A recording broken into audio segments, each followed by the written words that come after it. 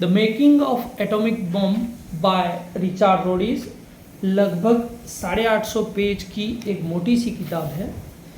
किताब की शुरुआत होती है लंदन की भीड़ भाड़ वाली सड़क पर, जब एक युवा लाल बत्ती के हरी होने के इंतज़ार में खड़ा होता है। उस समय उस युवा के मस्तिष्क में एक विचार जन्म लेता है, एक आइडिया उसके दिमाग में आता है।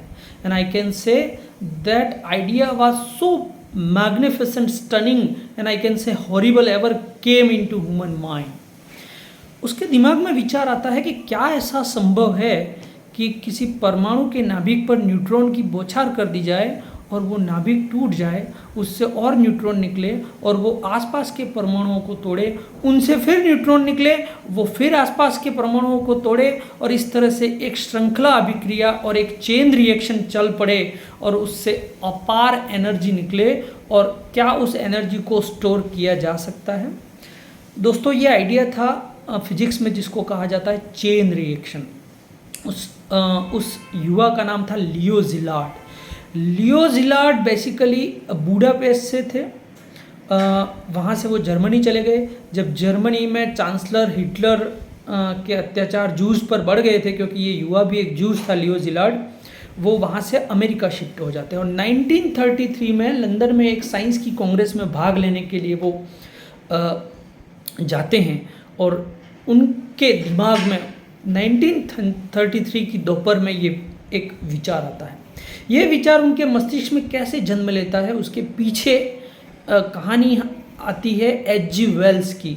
H.G. वेल एक नोवेलिस्ट थे। उन्होंने एक नोवेल लिखा था जिसका नाम था द वर्ड फ्री सेट।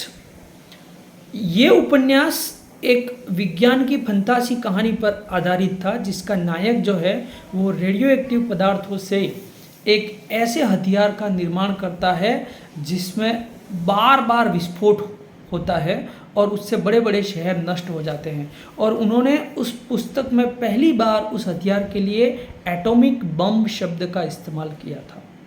तो जब लियो ज़िलार्ड 21 साल की उम्र में बुडापेस्ट की यूनिवर्सिटी में पढ़ रहे थे, तब पहली बार उन्होंने ये नोवेल पढ़ा था।